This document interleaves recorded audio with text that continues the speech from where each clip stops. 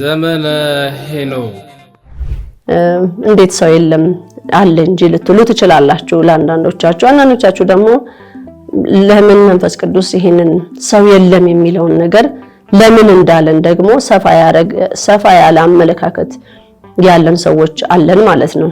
እኔ የምለው በመንፈሳዊ ስፍራ ካጠቃህ ውጪ ካጠቃህ ምን ሰው ተረፈ? ግን ምንድነው በቃ ጠፍተናል። ምንድነው ካልከኝ ሁሉንም ሰው የሚያስማማው ጠፍተናል። አልጠፋውም የሚል ሰው ካለ ይደውልልኝ ባከኔ መዳን ፈልጋለሁ። ኮከብ ቆጠራ ወይንም ደግሞ ይሄ እድል ማንበብ የምንለው በዘመናችን በጣም ብዙ ሰዎችን እያሳሳተ ያለ ብዙ ትውልድን እያጠፋ ያለ ጥበብ እየተባለ ዕውቀት እየተባለ መንፈሳዊ ጥበብ ነው እየተባለ ከአባቶቻችን ሲወርድ ሲዋርድ የመጣ ጥበብ ነው እየተባለ በጣም ብዙ ሰው በዚህ በተሳሳተ አመለካከት ውስጥ ወድቆ ብዙ ህይወቱን ያበላሸ በጣም ብዙ መጎሳቆልና ውድቀት ውስጥ እየገባ ስለሆነ እንዲህ የሚያስተምሩና የሚያነቁ ካህናት ቢበዙ ለሀገራችን እድገትና ሰላም ለቅዱስ ቤተክርስቲያንም ስርዓት መከበር ለህዝብም ደህንነት ምን ያህል ጥቅም እንዳለው ማሰብ አያዳግትም።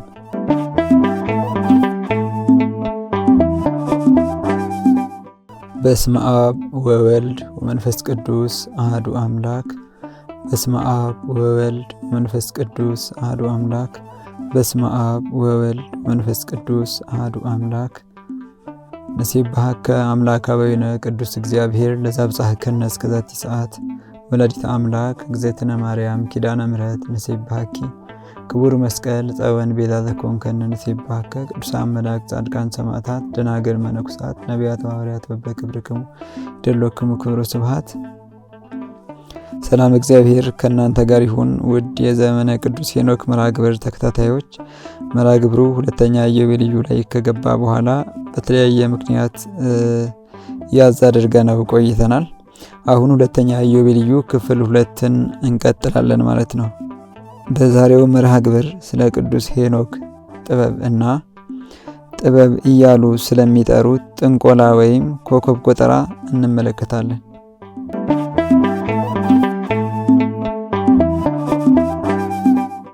የመያያችን ስልታችን አንደኛ እንደ ልቡ እየበላ እየጠጣ ምሳር እንደቆረጠው ግንድ ተጋድሞ የሚያድረው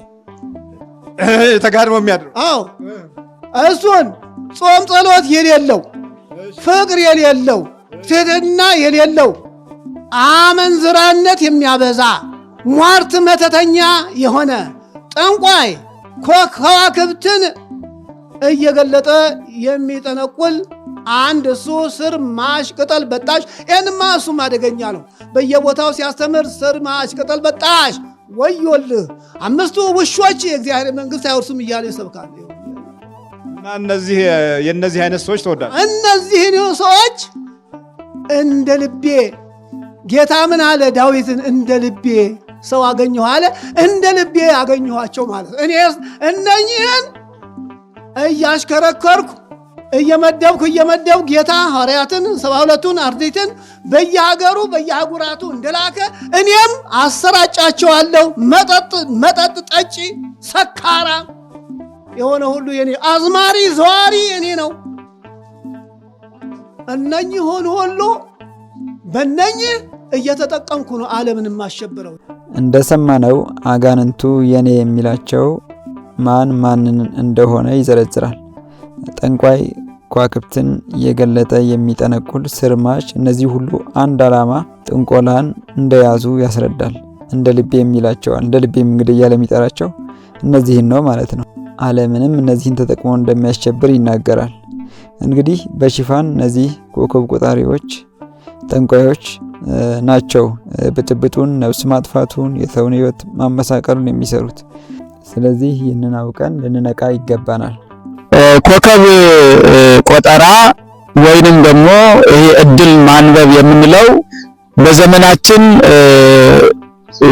በጣም ብዙ ሰዎችን እያሳሳተ ያለ ብዙ ትውልድን እያጠፋ ያለ ጥበብ እየተባለ እውቀት እየተባለ መንፈሳዊ ጥበብ ነው እየተባለ ከአባቶቻችን ሲወርድ ሲዋረድ የመጣ ጥበብ ነው እየተባለ በጣም ብዙ ሰው በዚህ በተሳሳተ አመለካከት ውስጥ ወድቆ ብዙ ህይወቱን እያበላሸ በጣም ብዙ መጎሳቆልና ውድቀት ውስጥ እየገባ ስለሆነ መቼም የምናውቃትን ነገር ማስተላለፍ ስላለብን ነውና እንግዲህ ጥበብ እየተባለ እውቀት እየተባለ የሚሰራው ኮከብ ቆጠራ ጥበብ እንዳልሆነ ትውልድን የሚያጠፋ ጥንቆላ እንደሆነ ካህኑ እየገለጹ ይገኛሉ። ከስንት አንድ እንደዚህ ለትውልዱ የሚቆረቆሩ የሚያስቡ ካህን መገኘታቸውም ትልቅ ነገር ነው። የቲክቶክ ገጽ ላይ ሰሞኑን ያየሁት አንድ ገጽ ነበርና ይህ ገጽ ኦክሲጅን ይባላል። ምናልባት ቼክ ማድረግ ትችላላችሁና አንዳንድ ሺህ ብር እያስከፈሉ ኮከብ ይቆጥራሉ። አንዳንድ ሺህ ብር እያስከፈሉ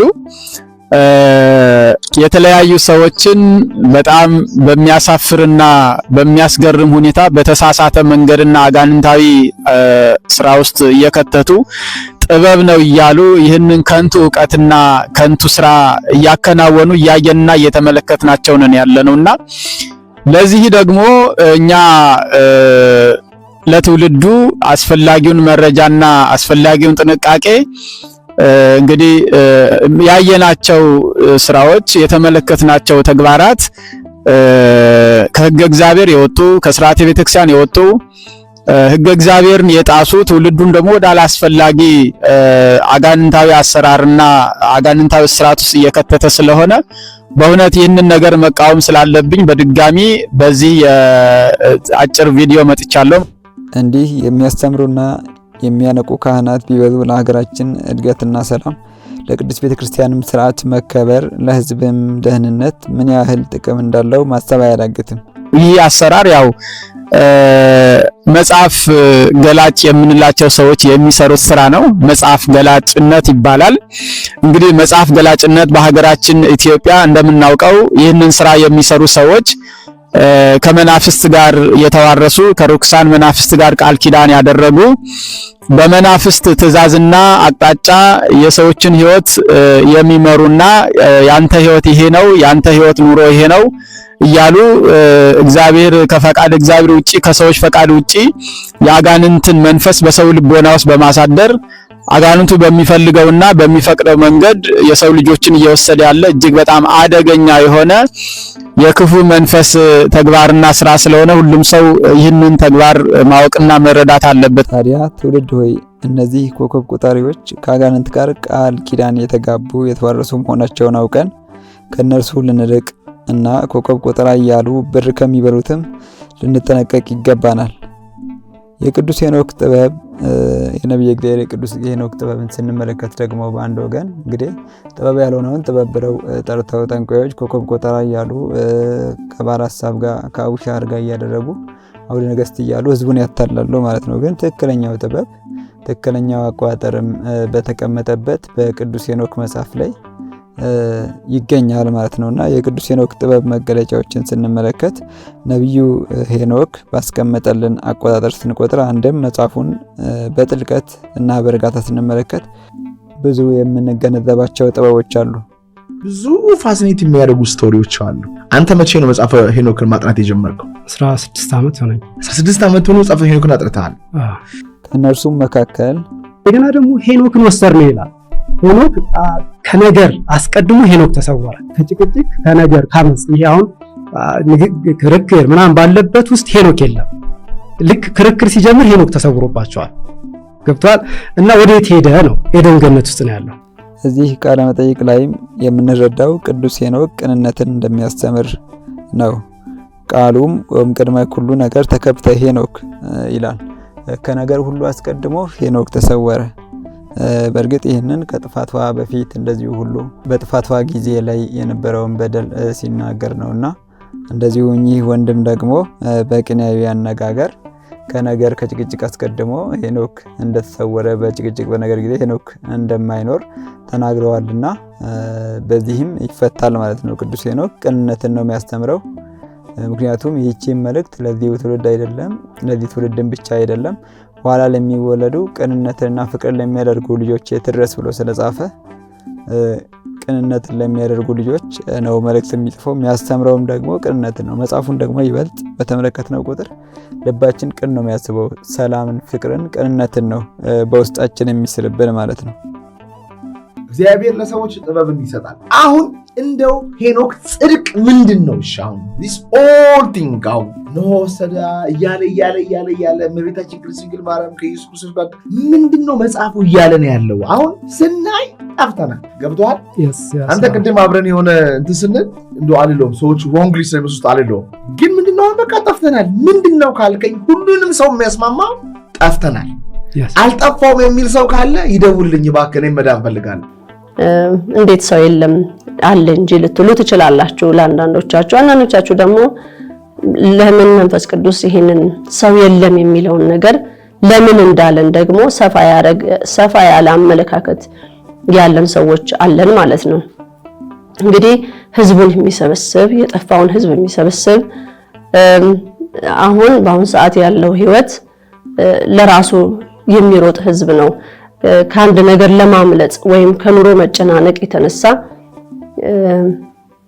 የራሱን ነገር የሚያካሂድ ብቻ ነው ያለው ማለት ነው። እንግዲህ እግዚአብሔር ደግሞ በመጽሐፍ ቅዱስ ላይም በታሪክም ራሱ የሚያስነሳቸውና ራሱ እንዲህ ብላችሁ ለህዝብ በሉ እያለ እንደሚናገር ወላዲተ አምላክ መስክራለች ማለት ነው ለኔ። ሌላው መጽሐፈ ሄኖክን በጥልቀት እየተረዳን ስንሄድ አሁን ላይ ያለነው ትውልድ ከታሪክ ከእውቀት ከእውነትም ርቀን መጥፋታችንን እንረዳለን ማለት ነው። ምክንያቱም ቅዱስ ሄኖክ አቆጣጠሩም በዚሁ መጽሐፍ ላይ ስላለ አሁን ላይ በምን እየቆጠር ነው የሚለውን እንደ ሀገርም ስንመለከት ከእግዚአብሔር መንገድ እግዚአብሔር አምልኮቱ የሚነገርበትን በመጽሐፈ ሄኖክና በመጽሐፍ ኩፋሌ ላይ ካስቀመጠልን እንደወጣና እንደራቀን እናያለን ማለት ነው። እንደዚህ ሁሉ ከብዙ የሰማይ ስርዓቶች በምድር ላይም እንዲተገበሩ ከተሰሩ ህጎችና ስርዓቶች ሁሉ ወጥተን የጠፋ መሆናችንን እንረዳለን ማለት ነው።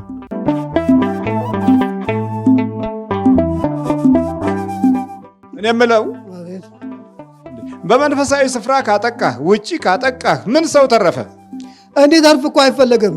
ዋናው ዓላማ ይሄ ዓለም በሙሉ በጠቅሉ ለዚች ዓለም አንድ ሰው እንኳን እንዲቀር አይፈቀድም። በኔ ትእዛዝ፣ በኔ መሪነት፣ በኔ ዓለም አቀፋዊ መሪነት። ይህ የወደቀ የጥፋት መንፈስ ደግሞ በኮከብ ቆጠራ እያለ ሀገር ውስጥ ምዕራባውያኑ ጋርም ዞዲያክ ሳይን እያስባለ ሁሉን በቁጥጥር ስር ለማዋል ተግቶ እየሰራ ይገኛል ማለት ነው። ሀገር ውስጥ ያሉትን ደብተራውን ካህናቱን ኮከብ ቆጠራ እያለ እንደዚሁ ሁሉ ደግሞ ወጣቱንም ኮከቤ ይሄ ነው ኮከቤ ያ ነው እያሉ ዘመናዊነት የመሰላቸው በዘመናዊም በባህላዊም ደግሞ መጽሐፍ ገላጮች ጋር እንሂድ እየተባለ እንደዚህ ህዝቡ ሁሉ ከእግዚአብሔር መንገድ ወጥቶ ወደ መናፍስት አሰራር ወደ ጥንቆላው ገብቷል ማለት ነው። አጋንንቱ ቁጥጥር ስር እንዲውል ሆኗል ማለት ነውና ይህንን በተለይ ወጣቱ ትውልድ አያውቀውም። ዘመናዊነት የመሰለው ኮከብ ቆጠራ ኮከቤ ይሄ ነው ኮከቤ ይሄ ሲሆን ጸባይ ይሄ ይሆናል እያለ ይጠፋ ይገኛል ማለት ነው። እንደዚህ ሁሉ ምዕራባውያንም ዞዲያክ ሳይን እያሉ የጠፉበት መንገድና አጋንንቱ ዓለምን አንድ አድርጎ እዛ ያሉትን ዞዲያክ ሳይን ብሎ እንደያዛቸው በምዕራባውያንን ማለት ነው። በሀገር ውስጥ ደግሞ ኮከብ ቆጠራ ብሎ በአንድነት አውሬው የሚገዛበትን መንገድ ያስተካከለ እንዳለ ከዚህ እንረዳለን ማለት ነው። ስለዚህ የተዋህዶ ልጆች ከኮከብ ቆጠራ ርቀን ሕግና ስርዓት ጠብቀን አምልኮቱ በሚነገርበት አቆጣጠር እየቆጠርን የምንድንበትን የመድኃኔ ዓለምን መንገድ ልንከተል ይገባናል እላለሁ። ስለነበረን ጊዜ የእግዚአብሔር ስሙ የተመሰገነ ይሁን። ወስብሐት ለእግዚአብሔር ወለወላዲቱ ድንግል ወለመስቀሉ ክቡር። ይምሃረነ ወይሳሃለነ በርትዕት ተዋህዶ ሃይማኖት ያጽናነ ለይኩን።